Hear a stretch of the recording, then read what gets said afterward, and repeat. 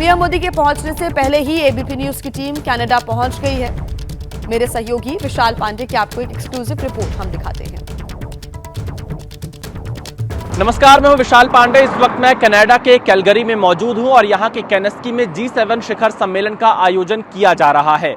16 और 17 जून 2 दिनों तक G7 का शिखर सम्मेलन होना है और इसमें दुनिया भर के तमाम बड़े नेता शामिल हो रहे हैं। भारत के प्रधानमंत्री नरेंद्र मोदी भी G7 शिखर सम्मेलन में हिस्सा लेंगे। आउटरीच सेशन में प्रधानमंत्री नरेंद्र मोदी हिस्सा लेंगे। और अगर हम बात G7 की करें तो G7 का आयोजन इस बार कनाडा कर रहा है। कनाडा इसका होस्ट देश है। 1 जनवरी 2025 से कनाडा के पास G7 की सदस्यता आई थी और कई कार्यक्रम G7 से जुड़े हुए इस दौरान हुए हैं। लेकिन 16-17 जून को जब G7 शिखर सम्मेलन का आयोजन होगा तो अमेरिका के राष्ट्रपति डोनाल्ड ट्रंप, फ्रांस के राष्ट्रपति इमैनुअल मैक्रों और इटली की प्रधानमंत्री मेलोनी भी यहां पर नजर आएंगी। लेकिन खास बात यह है कि भारत के प्रधानमंत्री नरेंद्र मोदी लगभग 1 दशक बाद यानी 10 सालों बाद पहली बार कनाडा की यात्रा पर आ रहे हैं और G7 शिखर सम्मेलन में वो हिस्सा लेंगे। अगर हम बात G7 की करें तो इसमें 7 देश इसके सदस्य हैं, जिसमें France, Italy, Germany, UK, America, Canada और जापान शामिल है।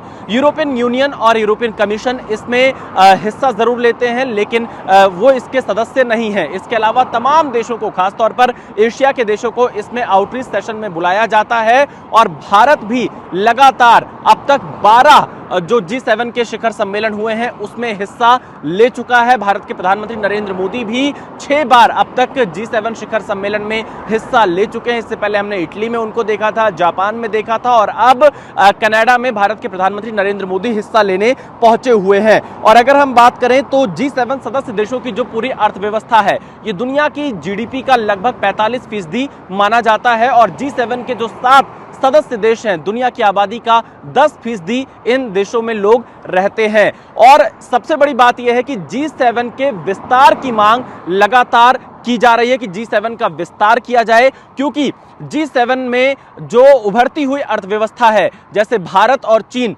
इनको रखने की मांग लगातार उठ रही है और G7 को G10 या D10 यानी डेमोक्रेसी 10 के तौर पर जाना जाए, ऐसी तमाम मांगें उठती रही हैं। तो देखना यह होगा इससे जुड़े फैसले कब तक होते हैं। लेकिन कनाडा में होने वाले G7 शिखर सम्मेलन में तमाम मुद्दों पर चर्चा होगी, खासतौर पर इंटरनेशनल शांति को लेकर, सुरक्षा को लेकर, वैश्विक स्तर पर आर्थिक संपन्नता को लेकर, ये इसके तमाम मुद्दे रहने वाले हैं। और इसके साथ ही साथ जो सस्टेनेबल विकास है, सस्टेनेबल डेवलपमेंट है, उस मुद्दे पर भी G7 में चर्चा होगी। लेकिन खास बात यह रहेगी जब अमेरिका के राष्ट्रपति डोनाल्ड ट्रंप, भारत के प्रधानमंत्री नरेंद्र मोदी एक साथ एक मंच पर नजर आएंगे तो दुनिया को क्या संदेश G7 से जाएगा, इस पर भी निगाहें बनी रहेंगी। क्योंकि कनाडा और भारत के रिश्तों को लेकर लगातार हमने बीते दिनों में तनातनी देखी है, लेकिन जब से मार्क कार्नी कनाडा के प्रधानमंत्री बने हैं उसके बाद अब भारत के प्रधानमंत्री कनाडा के दौरे पर आ रहे हैं तो